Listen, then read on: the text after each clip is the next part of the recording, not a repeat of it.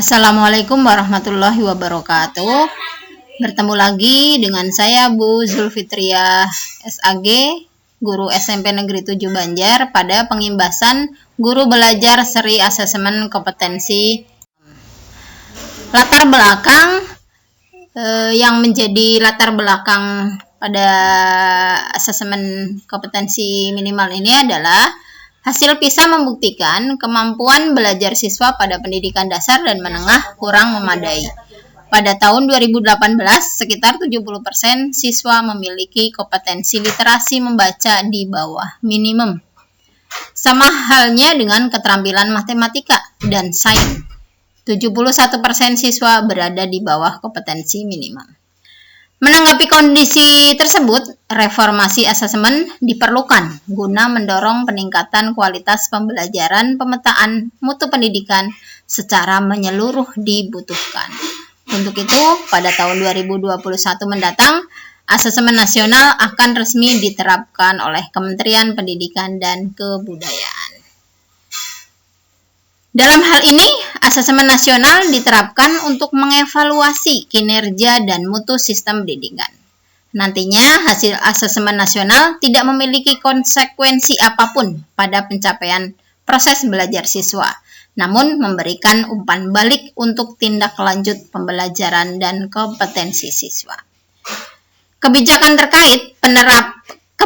terkait penerapan asesmen nasional ini telah disampaikan oleh Menteri Pendidikan dan Kebudayaan. Apa tujuan program Guru Belajar Seri Asesmen Kompetensi Minimum? Yang pertama, memahami konsep asesmen nasional. Yang kedua, memahami bentuk pelaksanaan asesmen nasional. Yang ketiga, menganalisis contoh asesmen literasi membaca pada asesmen kompetensi minimum. Menganalisis contoh asesmen numerasi pada asesmen kompetensi minimum.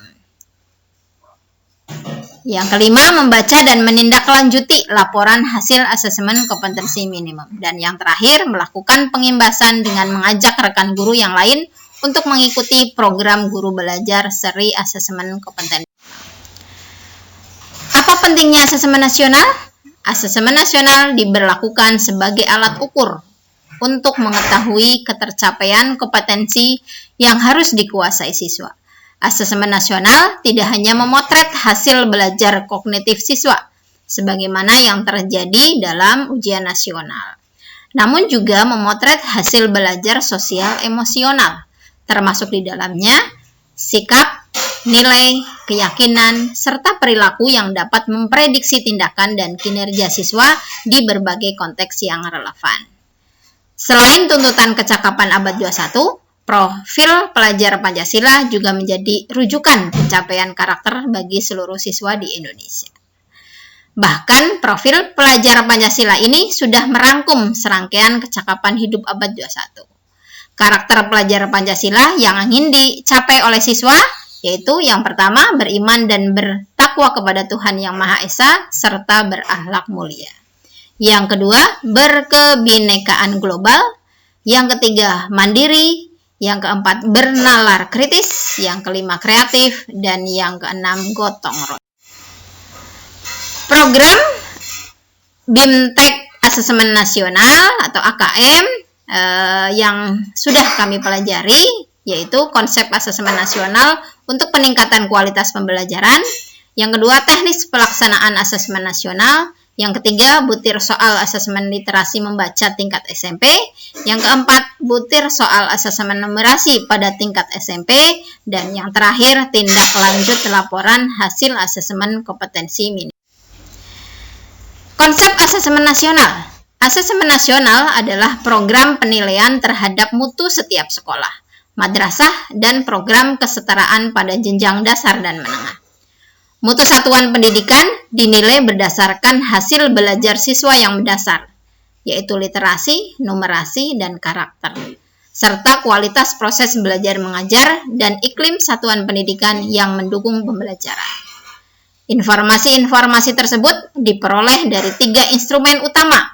Yang pertama, asesmen kompetensi minimum yang mengukur kompetensi mendasar literasi membaca dan numerasi siswa. Yang kedua, survei karakter yang mengukur sikap, nilai, keyakinan, dan kebiasaan yang mencerminkan karakter siswa. Yang ketiga, survei lingkungan belajar yang mengukur kualitas berbagai aspek input dan proses belajar mengajar di kelas maupun di sekolah. Mengenal asesmen kompetensi minimum literasi membaca. Literasi membaca termasuk dalam kompetensi yang paling mendasar yang ingin dievaluasi dalam asesmen kompetensi minimum. Sebelum membahas lebih jauh mengenai asesmen literasi membaca dalam AKM, ya, perlu mengetahui apa itu literasi membaca dan menulis.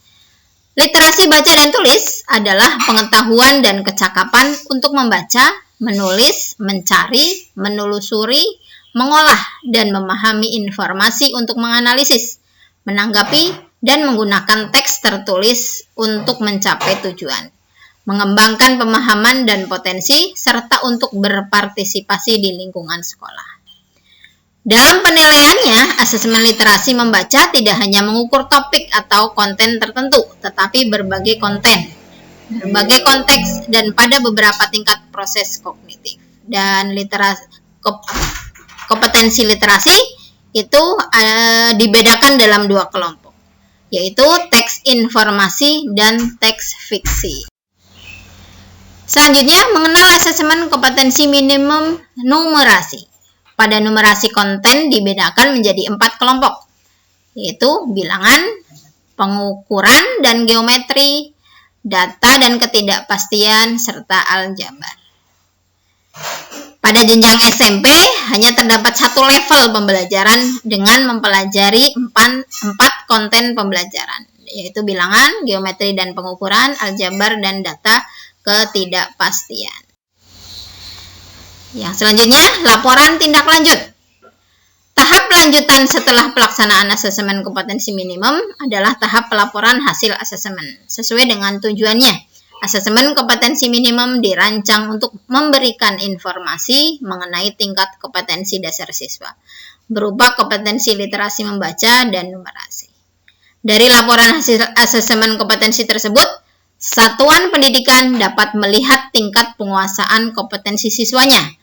Penguasaan kompetensi literasi membaca dan numerasi ini dikategorikan dalam 4 tingkatan. Kami beri contoh untuk kompetensi numerasi. Ada 4 kelompok. Yang paling rendah, paling bawah perlu intervensi khusus, di mana murid hanya memiliki pengetahuan matematika yang terbatas. Di atasnya, yang kedua, dasar.